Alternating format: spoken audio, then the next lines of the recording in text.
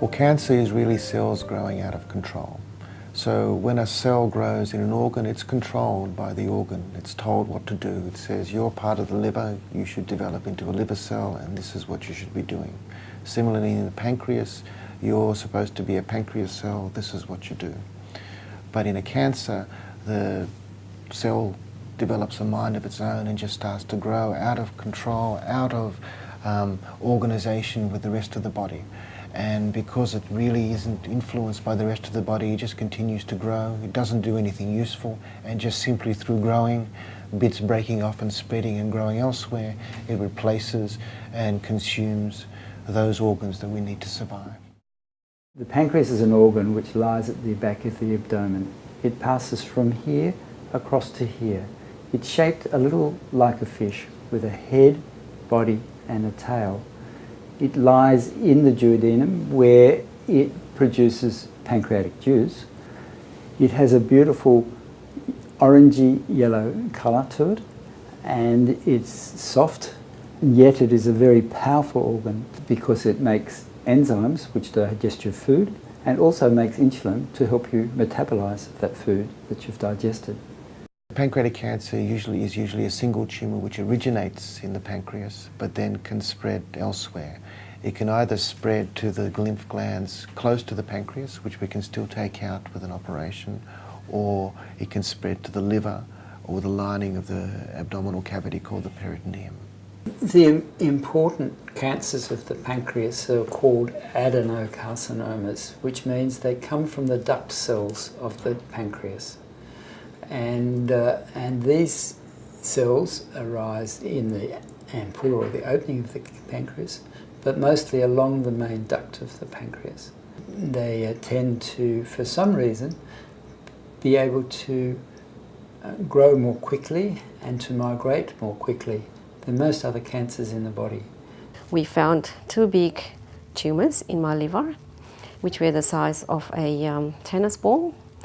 And so we decided to do a biopsy after that. And after the biopsy, it was confirmed, yes, that I have endocrine carcinoids and that I have cancer, which started with the pancreas being the primary and metastasized to the liver.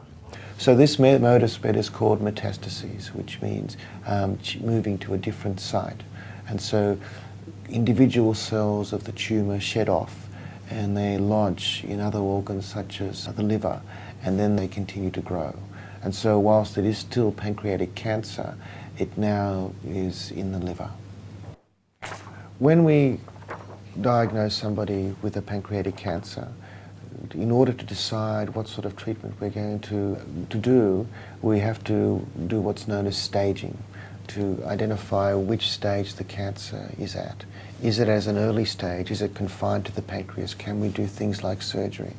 Is it a little bit more advanced but still in the area of the pancreas, which means we can't do surgery, but we can use other things?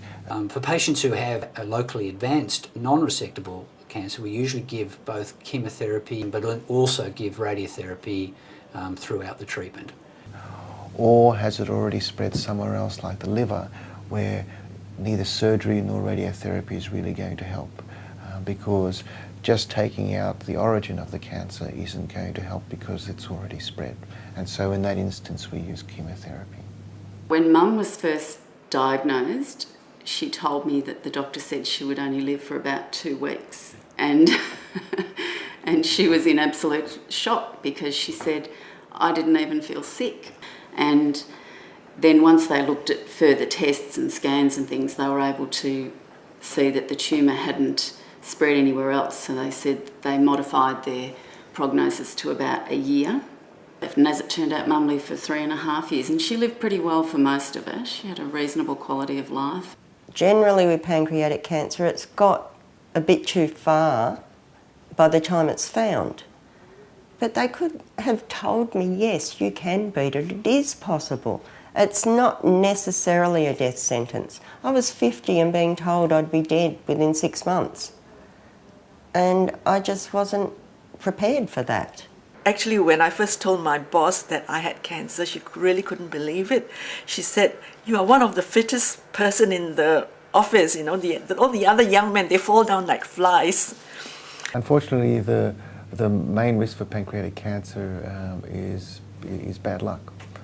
We don't really know enough about most of the cancers that develop. They just develop for a reason we don't understand. We do know that about a quarter of pancreatic cancers probably develop as a result of smoking, and smoking is certainly a risk factor.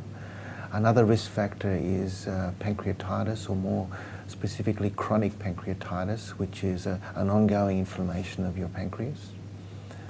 We know that diabetes is associated with pancreatic cancer, but it's not necessarily a risk factor. It may be something as a consequence of the pancreatic cancer, or something that develops together.